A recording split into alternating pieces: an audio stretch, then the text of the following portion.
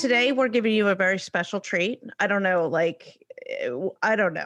This came together because so we're doing a crossover with half of the lovely ladies of Pink Shade and Hey Bunkie, which It's me. are my favorite podcasts that I listen to. I've recommended them multiple times on different things, different shows that they cover. And they are hosted by Mary Payne and Aaron. Yep. And I have Mary Payne here today, or she has me here today for hers, because we're doing a crossover episode that we're both going to publish. How will we say that? We'll say, hi, Pink Shade listeners. Hi, frauded listeners. How do we even do it? It's been so long since I've been a crossover. I Pink can't fraud? remember. Pink fraud. That's a good one. Instead of Pink Shade, it's Pink Fraud. That's a great one. Hi, yeah. welcome to Pink Fraud, you guys.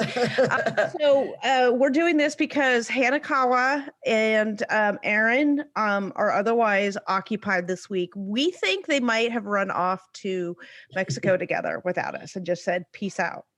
They can handle it. It's interesting that you just said that about running off, because I've been listening to this new podcast called Astray.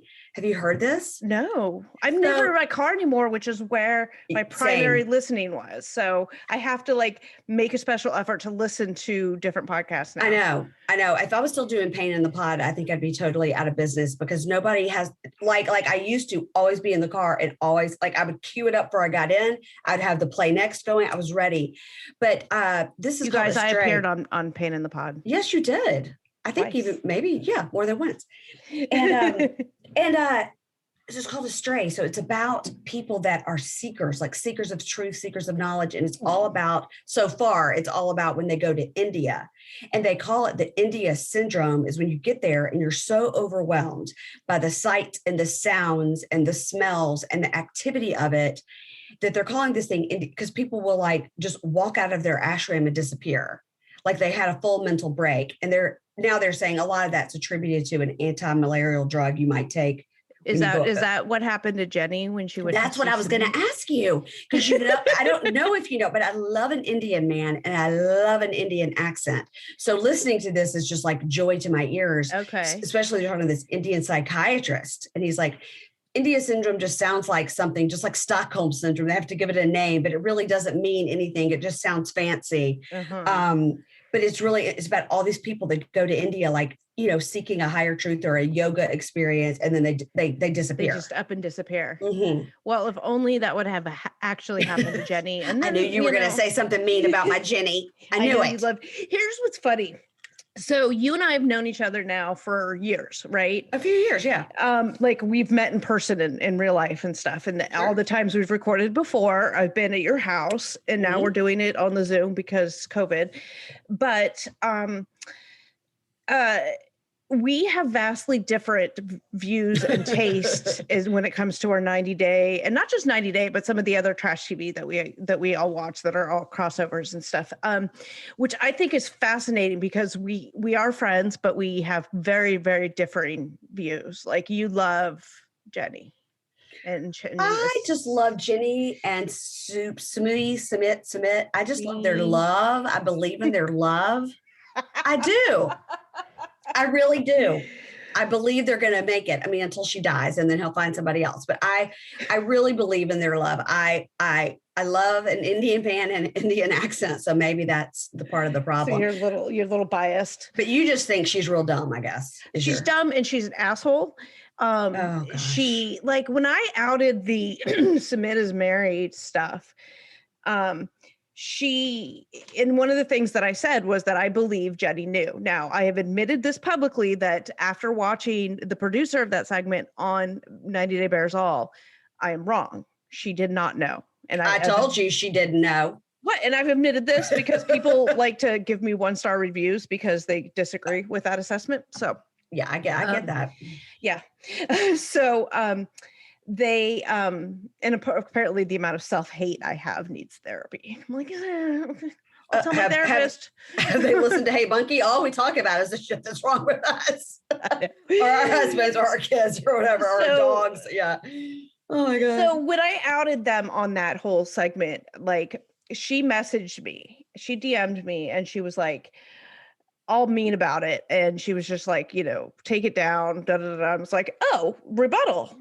Do you have anything you want to say about this? Because I'm all about it. Right. Yeah. And she called me a bunch of names and she said, go away, sorry person. And then she blocked me. And then her daughter came on, DM me and called me all kinds of names. Really? Like things that would be bleeped out if we cared about censorship, but we don't. So we swear. Yeah. And so, people are like, oh, she's so sweet.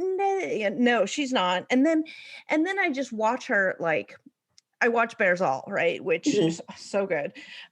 Except I watched 2 episodes in a row this last week because we're behind an episode. And one of the episodes was Jesse and Tom together. And I was like, oh God, there's so much. I just watched a little bit last night and it was Danielle was on talking about her sex toy business. And I'm scarred for life. I'm never going to get over that. Yeah, Danielle, who I love. But yeah, Jenny's she's just a bitch. She's on there and she's just bitchy about Sumit's parents. Like she has no sense of understanding. And I get why she's mad at them. Well, she's over it. It's been like 6 years. She's like, okay, they need to accept it, I think. Right. And yeah. And what we learned on Bears All from the producer of the segment indicated that the parents might have known when Jenny was visiting that first time. Because they said, oh no, she's just a friend from America who's staying here. And she stayed in a different room or whatever, but he would sneak up the stairs to her room. Yeah. Right. And the producer was like, I think the parents knew. They just didn't want to admit it. They just chose to ignore it because they were like, she's going back to the United States. Right. What are the chances she'll come back 2 and 3 times? Mm-hmm. What are the chances she can scrape together the coins for that? Right. Yeah. Well, Pink Shade listeners, I'm here to tell you, I believe in their love. Now, Aaron would also be on your side screaming at me and being like, come on. But there's plenty of these people that I don't believe in their love and I don't think they'll last. But these 2, I do. I do. Yeah, we've had our you and I have talked about this before. But we are here today to cover not our differing views on Jenny, but should we address that opening segment where we're talking about our vaccinations, or are you going to splice that and put it at the end as a bonus? I could splice it and put it at the end as bonus. Let's do that because I think it was a weird lead in. Yeah, it was. We didn't get it. I hope that your life partner is listening to this and he's like, oh shit now. And he's like making note times. Yeah. Well, he doesn't, he does it as he goes. He like listens and he marks it. I mean, he's a professional. Well, that's so nice of him. He doesn't listen in real time, like while I'm recording it. Yeah. He listens to it while he's editing. Yeah. So what a nice guy. Yeah. He's a nice Where guy. Are you exactly? Are you like literally in a closet? No. Well, yes. Okay. So I am in it's a really like shallow closet in our spare bedroom. Okay. Yes. And so I have it there's no doors on it. That's the way the house came. Right. Yeah. And so it's a spare room, we didn't really care, and it's kind of shallow depth wise and wide wise. Like I'm touching the walls right now. Okay. But you can make it into a studio. So I put all our soundproofing up in here because given that my fiance is a professional sound engineer, right. He was not satisfied with the other setup we had, which was against this other wall here. So we moved into this closet. And so now I sit in this closet. But so we have it's like the spare room. It's got like all kinds of. I see. There's a bed back there over my shoulder. There's an easel where baby step rotted paints. Yeah. And just it looks like some Aveda shampoo back there. The shampoo is there? To the right of the KFC. No, it's not KFC. It's a Washington Nationals. Oh, okay. Yes. This is not interesting to anyone. I'm just fascinated by what's in your background. It's lotion because I'm addicted to lotion. I have to have lotion everywhere I go. Okay. I get it. I hear you. Yeah.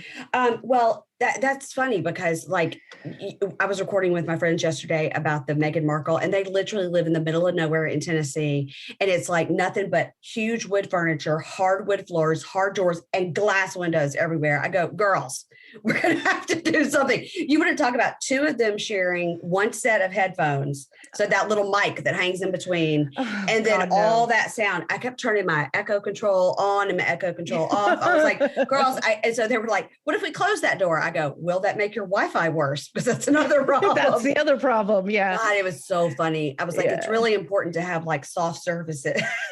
Well, yeah. And I have to be off the Zoom by 9 so that he can log in. It's fine. It's only 7. Okay.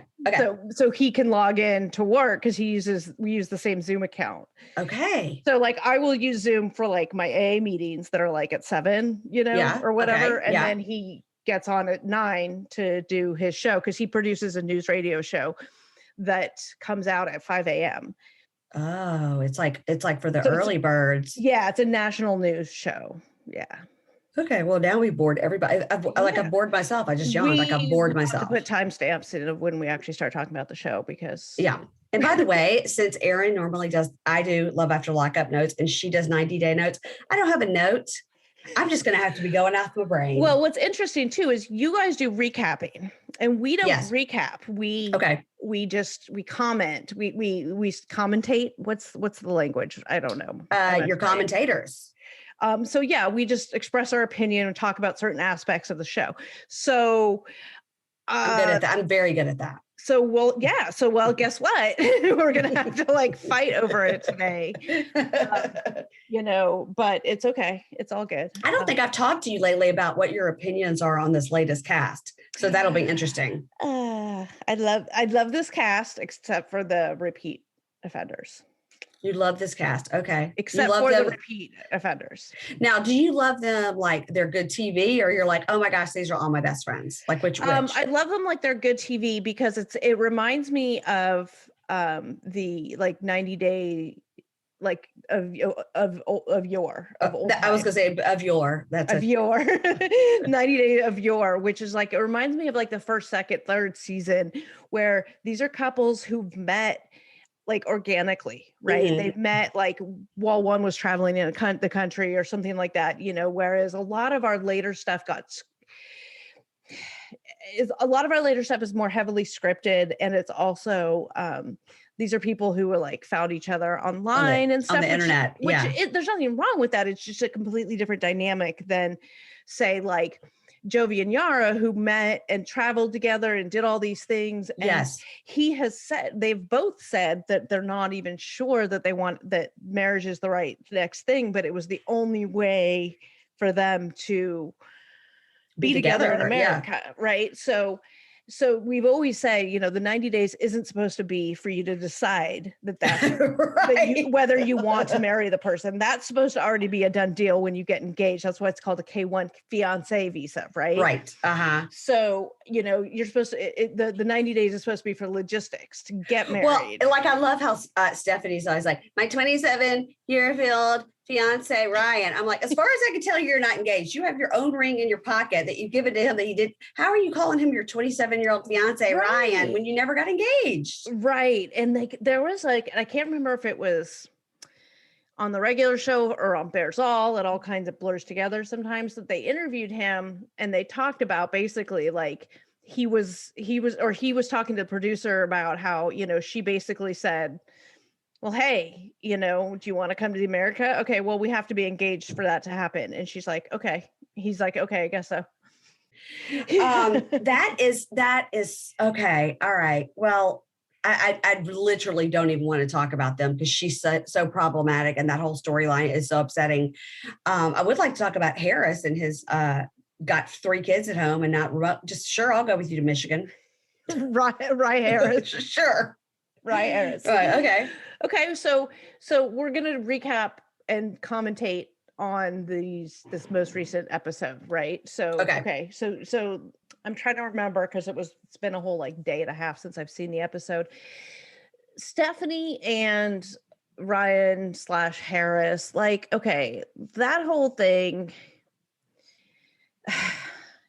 I feel a lot of this is scripted. I don't feel like this is genuine. Yeah. Because, you know, like, I mean, I feel like I feel like Stephanie and Ryan breaking up or whatever, this argument they had, I feel like that was organic. I felt like that was all valid. That's all real because she's a little bit Looney Tunes. And and he's a little bit immature and you know, just doesn't care, right? Or whatever. Mm-hmm. But I think this whole, like, maybe you can come to America with me. We've always had a strong connection, just sort of out of the blue, this statement, whereas we barely heard about Harris before, kind of like, I don't know. So that Harris thing, he shows up, he's like, I've always loved you. I'm dying to go to Michigan. Where he gets on like 6 boats and 2 buses by 6 hours to get to her, to get that. I was like, he's like, America is the land of, you know, milk and honey and blah, blah, blah. I was like, but you're going to have to live with Stephanie, and she lives in the kind of in the middle of nowhere. And we've seen photos of what her salon looks like. Mm-hmm. And I'm like, for what she does, which for me, old ladies and their corns, I would freaking love to go. Give me a youth shot. I'd like to look like Stephanie. Right. But the outside of it looks like shit. It looks like a strip mall, looks like shit. I'm like, and on the inside, it looks pretty like professional. Listen, I'm just telling you, if I ever go that way, I'm gonna be like, I'm rolling up in here. What kind of shots are you giving? Because you look great, girl. You crazy. Are we gonna do like a 90-day across America road trip? I mean, I would do anything to go anywhere with anybody at this point. That's true. Yes, that's true. That's not my immediate family. Yes, I mean, yeah, that's true. I mean, I went to the doctor today, and I went to my like massage lady. She does like, I call her my physical therapist because she does very specific. And this, I need to refer you to her because you have a lady or whatever, but it's like medical. Yes. Right. Therapy. Yeah. Okay. And can I write it off? Can I send it over to my medical insurance? Sometimes you can do that. I don't know what your insurance looks like. Mine doesn't, but it's well worth I mean, I paid more than that for a copay on my medication tonight. So, okay. I mean, I pay like $120, but she told me today that she has scheduled a tour of the Howard Gardner School. And I was like, oh my God, you need to talk to Mary Payne. Yes. I would love to talk to her. Yeah. Yes. She's about to graduate from there. Her son is 6th, 7th, or 8th, one of those. Cause they said that there's something about the matriculation goes, they're losing a couple to graduation, and then there's a couple that aren't going on to the high school, so they have slots for like 4 people or something, right? Because the max is school 50. That has like 50 people, 50 total. Anna's graduating class is 8, but she was telling me this morning that she had to do meetings. So that's literally, it's like it being in rehab. She had to lead the meeting. So she had to lead meeting this morning with the juniors, because the juniors will be taking it over, because that's like something that they try to give leadership, that class like the leadership. So the senior class is giving it over now to the juniors, and she was leading this meeting to the juniors. And I said, how many juniors are there? She's like 14. I was like, whoa. Wow. Yeah. So Mary Payne's daughter goes to this, I wouldn't say it's a hoity-toity private school. It's a private school, but it's, you know, there's 15 kids. Like it's a hippy dippy. They are doing out. Yes. They're constantly outdoors. Like every Tuesday they go field studies. So this Tuesday they went to the Anacostia. Yeah. And I'm sure that, and my stepdaughter goes to a very similar lower school. Like it's not a high school, but it's a private school that's also very, you know, progressively hippie. Very similar. Yeah. Mm-hmm. Yes. They're across the street from each other basically. And they're very similar philosophies. And they're both like ADHD. They both, you know, there's certain issues, while our sons go to various high schools in the Fairfax County area. So that's right. Anyway, more things in common. I know. Incidentally, my son goes to the same high school that Madison Beach's mother went to. You told me. Yes. And I keep forgetting to schedule that interview. Okay. Well, I told you I would love to jump right in, and not to say that Katrina and I didn't spend a entire 2 days texting with each other, trying to figure out exactly where that house was. Which house it was. We were right, by the way. He told me. Yeah. And when you're like, oh, we just guessed. Oh, we're like, not at all. I was like, no, I found it. Exactly. I was like, no, I totally dug. I totally stalked you and found out. And he's like, you're right. You found it all out. Just tell them, just give us a couple of days. We can figure anything out. Yeah, that's why I'm the Fraudcast and you are kind of on retainer. I mean, yeah, sure. I don't pay you, but you're pretty good at hashtag journalism. Anyway. Yeah, I am. Yeah. God, my listeners are like, this is so different from the normal podcast. I want you to do what you do on the podcast, and I'm just going to chime in because, like I said, normally we just have notes, and I have no notes, so I'm just here. I'm here just to entertain and give the Pink Shade listeners a second episode this week. So yeah, okay. Well, we were talking about Harris, and you had comments on Harris. You had thoughts. I have thoughts on Harris. Harris is in photos way hotter than Ryan. I don't think either of them are hot. Well, I don't think Ryan's hot at all. So Harris being hotter is a step up. True. But I think in those photos that she had of Harris, I was like, well, damn, now he's real good looking. Why did she go for Ryan? Harris is real cute. In person, not quite as much, but he does look a little closer to her age. But I don't think I mean, so maybe he's like mid to late 30s ish, but he does have a wife and 3 kids. So that's problematic. It's not a girlfriend and 3 kids. It's not a baby mama. It's a wife, I believe. And he's just like, yes, I will come to Michigan. I love you so much. Okay. See, that's why I also think some of this is fake, right?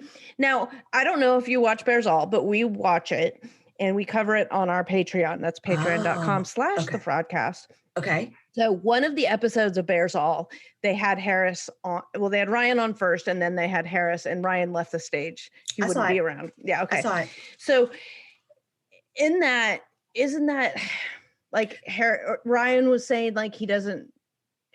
Oh God, what am I? That's when Harris said he had to travel that far. He had to get that P word.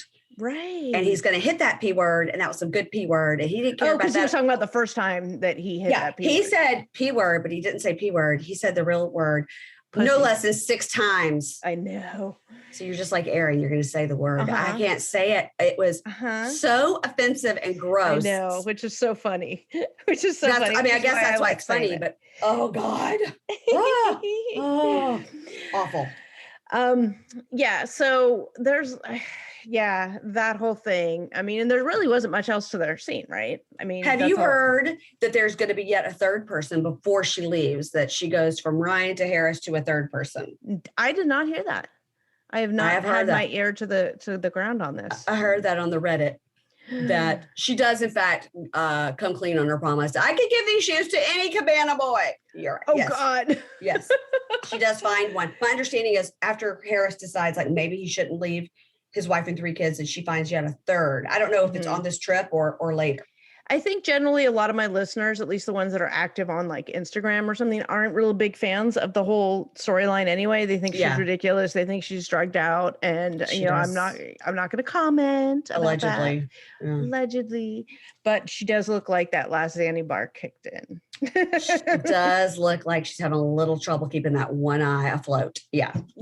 So, I mean, that's really all that is. I'm sorry. Jovi and Yara, and then this transitions for me because last week we were talking on the Fraudcast about Jovi's alcohol drinking, right? And and Yara's problems with it. And actually, I would like your opinion on this too, because of your unique situation. So I was saying that as an alcoholic, my thoughts and views on drinking are different. Does Yara have a place to be concerned? Or is this mostly trumped up and they're just filming it this way? No, it's not trumped up. And your perspective, I'll let you explain why you have a perspective on this. Okay. So for the Fraudcast listeners who don't know, my husband is almost 7 years a sober person, like Katrina. You guys have bonded over your sobriety a little bit. Yep. And that's great. And we're very proud of him. But I, of course, being the spouse of... You've been with him for a million years. So you were with him when he was still actively drinking. Right. And it was, like everybody's got their own story and his is his to share. But I will tell you from a spouse perspective, from my perspective. The Yara in this situation. The Yara, yes, she has a point. Now, I think that I can also speak for myself. It's great and it's fun when you're going on trips and you're young and you don't have kids and everybody can drink and do whatever. But when it sort of bleeds over into your family life or it bleeds over into your job situation, and the person that has the problem knows they have a problem, And the person that's the spouse knows there's a problem. We know there's a problem. We don't want to admit it, but don't want to admit it. Don't want to be told that there's a problem. No. And so, Yara's approach it to be like, you drink too much, you're alcoholic. This is the end. She's very Russian blunt, with the way she speaks. She's Ukrainian, not Russian. Yes. Ukrainian. And she's that's it. This party is for us, Jovi, not for your alcohol. So I also will tell you, as a person who grew up with a lot of New Orleans friends, because where I'm from is real close to New Orleans. Right. You're from the Miss. I'm from the Sip. I listened to that episode today of Hey Bunkie. Can you imagine thinking that's funny? Let's go to the Sip. That's Mary Payne is from Mississippi, and she had a friend that refers to Mississippi as the Sip. Not just my friend. It's on t-shirts and shit. Like, the Sip. It's so stupid. It's ironic. It's stupid. So they sorry to Mississippi people who think it's not stupid. I think it's stupid. So anyway, just growing up a lot around that culture and a lot of college friends that are from that area, Jovi is just doing what everybody else does. He doesn't know any different. And I think his dad coming in and joking around how he didn't remember the engagement party is pretty indicative of this is just the culture. Like, I mean, I was shocked even at college age or right after college to go and see some friends there, and you could just get your drink just like right now. I have a wine glass in my hand. I just walk out my front door, get in my car, go to the next place with it. And as long as the driver doesn't have a open container, it's fine. Now, don't come at me. The laws may have changed. I'm old. It was a long time ago, but they do have that. You can just openly walk around with alcohol there. Right. And people do drink accepted very young, and it's different. So I think that her laying it out for him maybe will have an impact when he sees that she's not going to take it as a father. He's not going to act like that. And also his job is very unique. 1 month on, 1 month off. And that's another point I wanted to make was that he's not working right now. So is this like the normal culture for that people in that industry is they work really hard for that month. They're not drinking or whatever, but then they have a month off and he doesn't have work. He doesn't have responsibilities. He's not used to it. Now suddenly he does have a responsibility, quote unquote, his fiance. And the other concern that I had is her concern about the alcohol, like you might be an alcoholic, or is her concern that because of the alcohol, he spends so much time with his friends and engages in behavior that she doesn't like. So is what, you know what I mean? Like if he was drinking as much as he drinks with his friends, but he was home with her, would she be as upset? Because he's I don't think it's a cute look. I don't think he's a fun drunk person. I think he turns into a real half-eyed lizard jerk. That's what I saw. Because when they were standing outside and she's like, look, we come to this party, Jovi. Look at you. And he's like, yeah, I'm done. You're lucky to have me. Like, really? On what planet? I think that also, I don't know, once again, back to podcast. If you listen to that podcast, Culpable, oh yeah. Christian Andriacchio case, he had a similar job where he would go off on a tugboat for 2 weeks and be home for 2 weeks. So and when he was home, he was hitting it hard. They were partying. Yeah. So, but that was a person with no responsibilities other than himself and his like 15-year-old girlfriend. But I do think a lot of that 1 month on, 1 month off will breed, like in this 1 month, I'm going to go as wild as I can because for 1 full month, I got to be on this boat. I mean, in my active drinking days, I would have been the same way. But see, then they're, I'm an alcoholic. So what is that? I don't know. Like, I see what you mean. If I explained this to my husband, he would be like, yeah, he has a month off. Of course. Yeah. I mean, like if I have a glass of wine, my husband will be like, and then like I have half a bottle in the fridge. He'll go, there's wine in the fridge. I'll go, yeah, I know. And he'll go, oh, well, like he doesn't understand like why I didn't drink the whole bottle. Yes. We don't understand. We do not understand that concept. Why would you leave that there? Yeah. Yeah. I remember, I love this story is like shortly I met a hetero life mate. I met him in January and I remember it was like February, it was like Super Bowl and we were at my house, just the two of us at my house. What year? 2016. Okay. Because I just got back from rehab at the end of December of 2015 because that's when I got sober. So I met him and we were just Super Bowl. I made a bunch of food appetizers and stuff, and I remember telling him that I was sorry he couldn't have like a big Super Bowl party, right? Keep in mind, I'd been sober for like 5 minutes at this point, right? Right. And like you couldn't have a big Super Bowl party and like have beer and all this stuff. He's like, I have beer in my fridge from 2 Super Bowls ago. And I'm like, what the fuck? What even is that? I don't understand that. He's like, well, it didn't taste that good. I'm like, when has that ever stopped me? Like anybody, Right. what? and I mean, that's just indicative of different kind of thinking. Well, Dave said to me one time, my husband, that, we were at the beach and he goes, this was way back when he was first sober. He would never say this now. He doesn't even think about it. But he said, God, it'd be great. Yeah, this is kind of what I miss. I was just sitting on the beach and having a beer. And I go, ew, who wants to like have a beer on the beach? Who doesn't? And he goes, why wouldn't you? I go, well, I can understand if it's like sunset and you have like a really cold drink, like a margarita, then that shark I go, but just like you're sitting in the hot sun, you want to have a beer? Gross. He's like, this is why we're different. He's like, every occasion is a drinking occasion. I'm like, is it? Yes, absolutely. Yeah. Absolutely is. Anyway, do I think he has a drinking problem? Yes. Do I think he has a problem with drinking? Yes. You know what I mean? Like sometimes it's yes, right on the edge of I have a problem with drinking or I have a drinking problem. Right. Like, is he an alcoholic? I don't know. Like only he can say that. But what we also, what we talked about on the Fraudcast too was this could be the storyline. Maybe he does drink a lot because it is his, month off. Mm-hmm. And production likes to do this thing where they take something that is a kernel of truth, like it is this is actually true, right? And they blow it up huge into this huge storyline.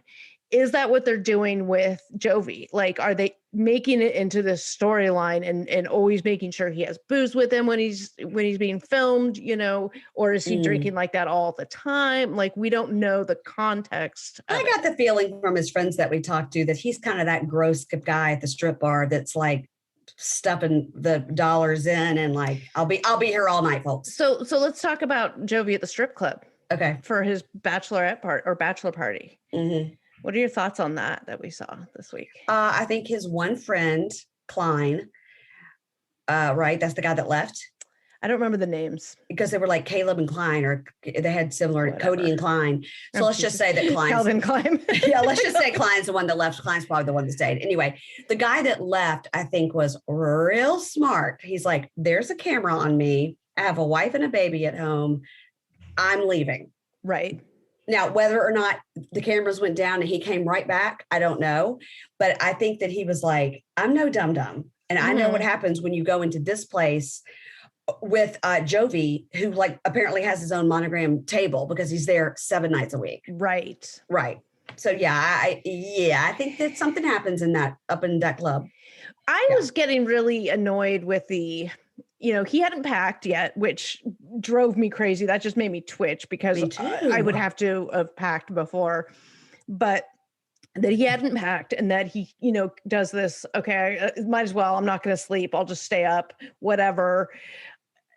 I'm already going to be late. What's even more late? Like, that's just so disrespectful to Yara, but also who has a bachelor party the night before you get in an airplane? Also, early? She had fallen that day and they were like worried about the baby. That's another thing. When I saw her like walking out of that clinic and I was like, oh no. I was so scared something happened to the baby. Mm-hmm.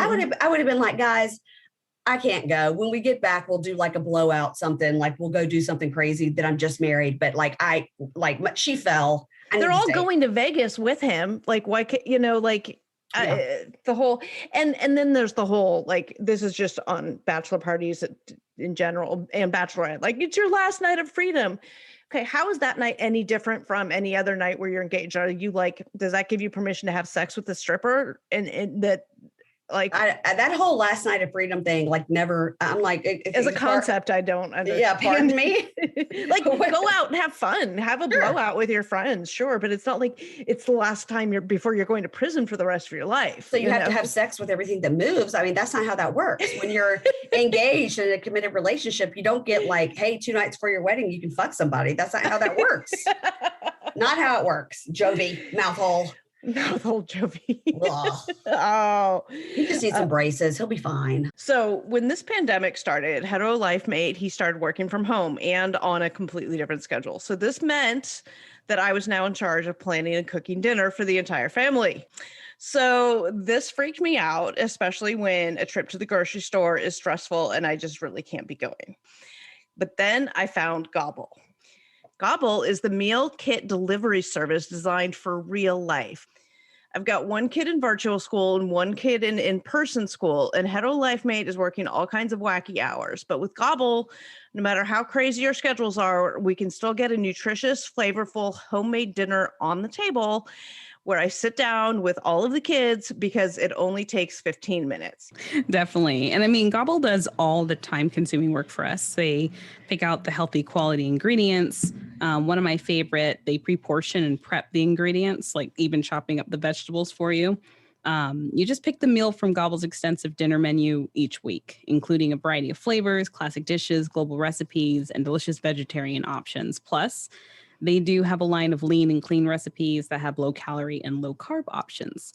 And the Gobble box is delivered fresh right to your doorstep. It's so easy to prepare. It's ready to serve in just 15 minutes. And I'm telling you, Gobble is a life-changing service. It is such a life hack. Plus, you can skip delivery weeks or cancel the service at any time. They're offering our listeners this fantastic limited time deal, which is 6 meals for just $36 plus free shipping. That's dinner for 2 for 3 nights for just $36. Great way to try this. And it's only available if you use the code FRAUDED. To get this special offer now, go to gobble.com/frauded. That's gobble.com/frauded for 6 meals for just $36. God, Mike of the Aliens and Natalie. Now, we were saying last week that she had, every season, every person, they have this conflict all season long, and then something happens and it's like, boom, skies open up and everything's fine and puppies and rainbows and everything turns around. So Natalie had that last week. So this week is like the COVID starting and all of this stuff, and she gets the ring back, and then it was like this whole other blow up. What do you think about that scenario where Mike was giving her back the ring, and then she's like, but only if you forgive me, and then he was like, you ruined it. Now, I have thoughts about it, but I want to hear what you think. Are you team Natalie? Are you team Mike? Are you team Aliens? Are you team neighbor Tamra's mullet hair? Like, what? I just want to know why the one barber in town is giving everybody these horrible haircuts. Only Natalie with her Shirley Temple curls has some decent hair. I don't know. I'm not team either of them because I've come to find that I dislike both of them strongly. Okay. I think that she did ruin it when he said, do you want to be engaged? And she got the one thing she's wanted. It's literally like 18 hours to wed. Like that clock has ticked all the way down. Mm-hmm. And she was like, only if you forgive me. But guess what? Later on, while like you're in bed, she could have said that and they could have had that conversation, not right that moment. Okay. And that's why he was like, you ruined it. She's like, no, come back. I take the ring. I live in the wood. I mean, she's like, yeah, she ruined it. So I saw on Instagram, I think it was today, that somebody had said, they actually thought it was smart of her to make sure he wasn't harboring any resentment towards her about that, and that he did forgive her, which I think is a valid point. But what you're saying about maybe that wasn't the right time to do it. Like this is the one thing you've been trying to get the whole time, and have he's a romantic giving it to moment. you. Yes. As Dr. Phil likes to say, never miss a good opportunity to shut the hell up. Right. How's that working for you? What about all the other things she's done? She has called him uneducated, fat, low class, fat, drunk. I mean, I was like, the saying you're a cheater is just like in a list of things that she said to him. Like, if you think all those things about him and you're terrified to live in the wood, why are you marrying him? She's mentioned her clock ticking. Mm-hmm. She's like, is it because I realize I'm 38 and or whatever? I don't want to spoil anything for the Pink Shade listeners. So okay, how about this? Pink Shade listeners, we're going to say something. And if you don't want to hear it, skip ahead 30 seconds. Okay, go ahead and say it. They end up together. They stay together. But I don't know how. Because next week we see my fiance Coty Love have to go to the airport. Yeah. Well, you can tell me later. I don't actually know the specifics of it. I just know that they get married. So, all right. And we're back. Yeah. So, again, we think kind of maybe just a plot device with them. They seem to really hate each other, though. Yeah. That's why we think it's fake. Because why would they actually get married if, I mean, at least Mike took out the 1990s Bluetooth earpiece when he was giving the ring back to her. I mean, he didn't have to take a call from the manager. I mean, he's like at any moment, like tap, tap on his Bluetooth, like, hello, and take a call. Hannah called it his alien transmitter. Well, that's true. He could be talking. Listen, I just watched a stupid documentary that somebody told me to watch. And it was about, the FBI and the CIA, all the stuff that's come out about the aliens that, really have come down. Oh, right. They interviewed all these little school children. I think they were they could have been in South Africa. And it's all these little children with their little accents going, yes, and it came down. So cute. But it's like there's groups of people that have seen these things as children, and then they interview them as adults. And then, of course, all the like the naval footage of the I spent an hour and a half watching that. And the whole time I kept thinking, God, I wish one would just land right there by that blue pond. So Mike could really speak to his people. Speaking of his people, though, happy birthday, Bo. I don't think he's wrong. Poor Bo. Okay, did you see on Bears All? I think it was on Bears All that clip with Uncle Bo when he was trying to talk to Natalie about getting a sugar mama. And Natalie's like, and no, sugar, okay. No, he kept saying, and the producer asked her, do you understand how much of what Bo says do you understand? And she's like, none. No, I don't. Yeah, I will get me a sugar mama. You gonna help me? And she goes, I don't know this sugar mama. He goes, like a woman, like a sugar mama. Give me some money. And she goes, oh, then you have a sugar baby? And he's like, yeah, I got to get me a sugar mama. I need an older woman with me. She was like, I don't think any of my friends would be interested, but maybe someone older, closer to your age, women in Ukraine. I was like, you get on there with what's his face wig, David, and you find you a girlfriend. You'll do great on there, Bo. Oh my gosh. You'll have to have some Wi-Fi though. The consensus on my Instagram was that neighbor Tamara with the feathered mullet has a thing for Bo. Great. That'd be a great couple. Sure. Except for that Bo is a woman beater. Oh, well, that's a problem. We don't want that for Tamara. Yeah. I mean, his rap sheet is pretty long and pretty violent and gross. See, I thought he just had like a here and a there, like a bar fight. No, it's something terrible. He's got a lot of stuff, and a lot of it involves alcohol and violence and women. Oh, well, maybe it's a good idea he moved out of the barn. Yeah. Yeah. And then that was another scene we hadn't seen. Was that on Bears All? It was on Bears All. Unseen footage of the barn. Yeah. Yeah. Yeah. We won't talk about it, so you can talk about it on your page. Well, you're going to have to record. Oh, I'm going to have to record my Patreon with you probably, because I don't know if Hannah is going to be available at all this week. All right. She's going to be on that beach. She's going to be on that beach with Aaron. Yeah. Okay, so let's talk about Ziad's chicken lunch that his mom came out and brought to him.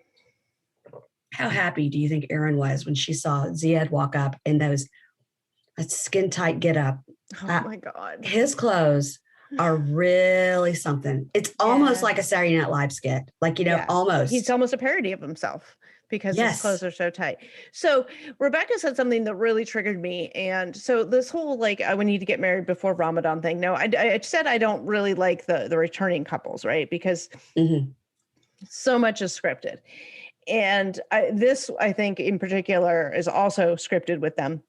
And when you say, I just want to, for the Pink Shade listeners, because we don't think anything is scripted. We believe everything is. Oh, right. I'm sorry. We believe everything in front of our eyes. So when you say scripted, you mean like they tell them like, hey, Ziad, you're going to walk up, you're going to talk about this. The storyline is produced. It's not an authentic storyline.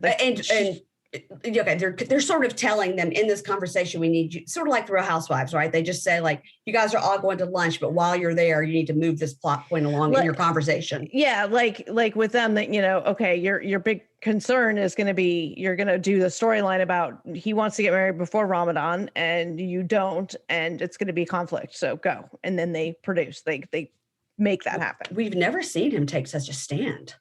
Yeah. Right. If this was an issue, a legitimate, genuine issue, we would have heard about it. And she said, I don't want to rush this marriage. And what she meant, I believe, was wedding. The wedding. Marriage. The wedding itself. Yeah. Right. Because she doesn't want a courthouse wedding and whatever, which as she said, she had 2 years before he came over. She could have been planning, like, even when she knew like when his day was, like if Ramadan was really an issue for him. Well, if it really was an issue and he didn't tell her, hey, Ramadan falls between these. She knows when Ramadan is. Okay. All right. Maybe her ex-husband was Muslim. Remember, in case you didn't hear that on the show, she's mentioned it once or twice. Listen, I think that she herself is not a practicing Muslim, so she may not know the dates. And I think that because of COVID and everything, I think he did very quickly get over there, kind of like a Natalie, like, hey, I heard Monday, I'm going to come there next Monday. Like, I think it was a pretty short window. Yeah, she couldn't get their visa. They have a certain window of time. Yeah, they said so she couldn't get her furniture to her apartment. She sure as shit can't look up at a calendar see when Ramadan is. No. So him saying it, he should have literally said it the first night, like, hey, when we're planning the wedding, we need it to be before this date, or we're going to have to live apart. Now, did you see season 2 of 90 Day, the Danielle Muhammad season? Yes, I did. Uh-huh. Okay, so do you remember on their wedding, they got married during Ramadan, but he wouldn't kiss her afterwards. Right. He wouldn't kiss her because he didn't like her, because, well, because Ramadan, right? That's what he said. Mm-hmm. Yes. So, I mean, it may or may not have been Ramadan because, she's not going to go look it up. Oh, don't talk bad about. I'm not talking. I enjoy her, but I thought that guy that she went on the date with on Bears All was real cute. Oh yeah, on that single show, because he was like, "I'm gonna rock your world, hip hop." She's like, "What? I like country." That was fun. We'll talk more about that when we record our. Okay, all right, okay. But so you're saying it's a precedent already set on the show, and she should have been aware. And listen, I fault Ziad in this, that he should have told her, like, hey, I'm here. We've got 4 weeks until Ramadan, so I'd like to get married in those first 4 weeks. We don't need to be going out to look at the bare trees and the tarp-covered pool to be in the forest. Yeah. Right. And the horse-drawn carriage and all the other nonsense. And, I mean, this, I get it. This is her 4th wedding. She wants it. I don't know. Like, Do we know about husband 1 and 2? Do we know anything? I have in my files, my record somewhere. I do, but to be honest, I don't care enough to recall it and to keep it in my primary memory. It probably fell into a MS brain hole somewhere. It's way back there. Yeah, it's way back there. Okay. But yeah, so she's had a number of weddings, and I don't know. For me, I've had 1 or 2 myself. I'm getting married again this summer. It's like each wedding for me gets like less and less, right? Right. And hers seemed to be going the opposite. Well, she's finding her true love as she goes. It's just taking some time. Yeah. Which is fine, whatever. She wants what she wants. But I think in certain circumstances, if she's saying, I'm not going to marry you at all if we do a courthouse wedding in the next 2 weeks, that's ridiculous. It is ridiculous. I agree. So it's not believable, hence why we believe it's a produced storyline. Okay. All right. I don't know. So, but she does look like his mother coming and bringing him lunch. It's like, it reminded me of like when I've brought food to Baby Frauded, like when he's had rehearsal for like his theater stuff, like, okay, meet me outside. I'll, at the car, I'll come and hand you whatever. Man, let me tell you, those were the days where I could Uber Eats my daughter some food to her school, but no more. Yeah. No more. Yeah. They did that with my son's school as well. Yeah. It's like too much infection going around. Yeah. But okay, who else do we have? Oh, Julia and Brandon, the Mother's Day wedding issue. Brulia. Yeah. Oh, what did you call them? Brulia. No. Yes. No. That's their name. Brandon and Julia. Here's what we think, because they each had their little chalkboard hanging on their door, said Brandon and Julia. And then when she got to move into his room, they just erased the Andon and put Ulia. So it's Brulia. Hashtag Brulia. Okay. Are you getting me now? Hashtag Brulia. Yeah. Okay, I get it, but okay. like A-Rod, like A-Rod and J-Lo. I won't just like adopt it the way I adopted Murder Farm. Okay, that's fine. If you don't want to take on Brulia, I get it. I think she is so stunningly beautiful. I think so too. I really do. I enjoy her quite a bit. And I captured her eye roll in her talking head segment perfectly on video. I made a GIF out of it. It's beautiful. I wish I knew how to do that. Make a GIF. But she's great. I love her. Speaking of mullets, the mom is not great, and the dad is as the show goes on and on, the zipper cut on that guy is just getting more and more zippered. But you and I could, in fact, take a road trip over to Dinwiddie. It's not that far. We could. It's not that far. But I really don't want to get anywhere near that Doomsday Prepper. Well, you sure she can't get in the hot tub? Do not. Don't even think about it. Well, I can, just as long as I don't have clothes on. You have to be naked. Yeah. And given their alleged swinger parties that happen. So yeah, Mother Brandon and Father Brandon, are terrible. We hate them. They've been the villains the whole season, right? Now this whole Mother's Day weekend thing. Now, I married Baby Frauded's father on May 10th. Okay. It was the day before Mother's Day that year. Okay. Sometimes because it's different every year, by the way. Yeah, exactly. Sometimes it is. Sometimes it's near there. You know what was actually really great is everybody was in town for it. So my mother actually got a great Mother's Day because all of her children were in town. So it was actually really good for the next day brunch, right? And way to make it about her, right? Mother Brandon. I just listen. We are mothers, and you wanna make it about you. But if my kid is like, "Hey, I'm gonna get married on the Saturday before Mother's Day," I wouldn't be like, "I'm devastated." I wouldn't even care if they said they're getting married on my birthday. I'd be like, "Great, okay." I just don't understand the. In the past, has this been like a huge Christmas celebration for them? Like Mother's Day is the day of the year. I know. Why does it matter? It's because even Brandon said it's not always going to be Mother's Day. I mean, Yeah. I didn't get it. Yeah, I don't get it. She had a reason for wanting that day, even if Brandon couldn't remember it. It was important to her, and that's fine. And I'm also getting this confused because I just watched Sister Wives yesterday, and I don't know if you watched the season, but Audrey and Mariah. Mariah is Mary's only daughter, and she is engaged to a woman named Audrey. Okay. And they were wedding venue shopping, and the date that they picked was August 29th, and it's because it was a very important date to them. It happens to be a Sunday, and this is Utah.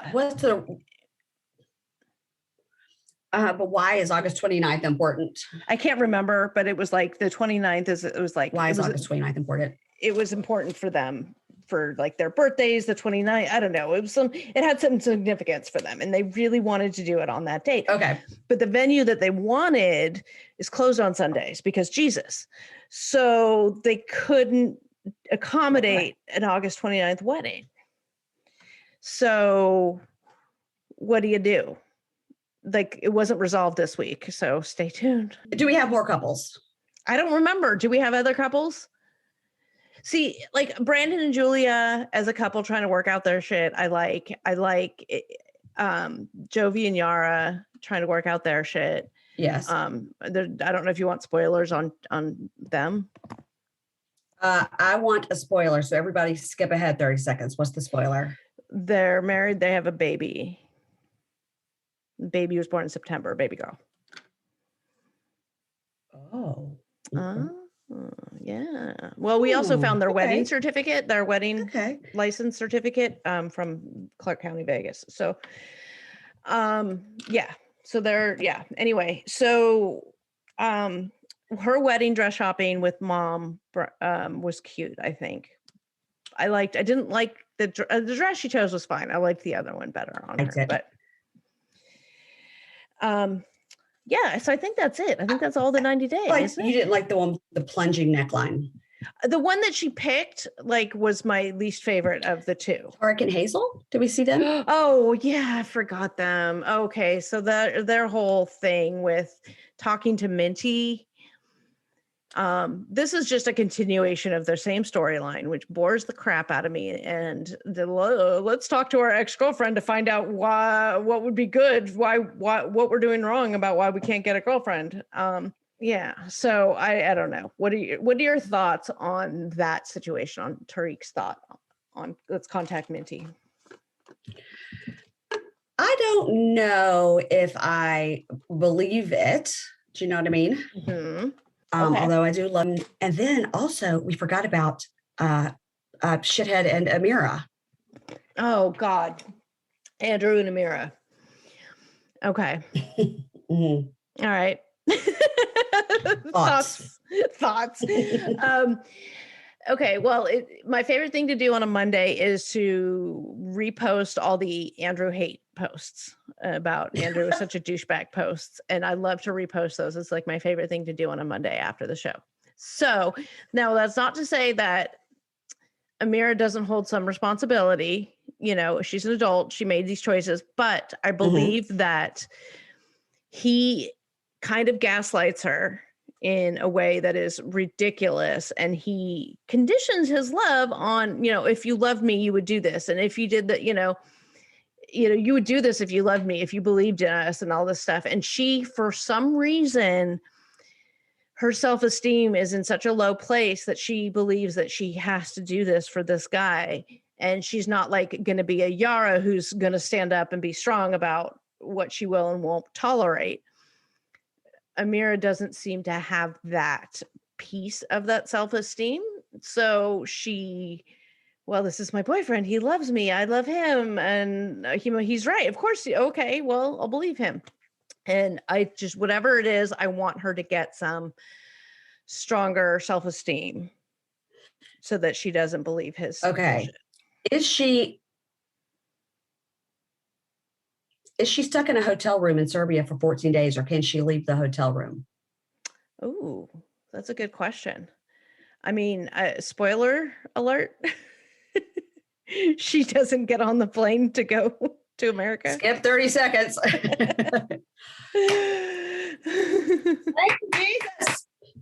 Thank you, Jesus. Thank you. That's what we've seemed to have gathered from our internet sleuthing based on they have a lot of, I wouldn't say they, Andrew and his minions and whatever kind of people he has,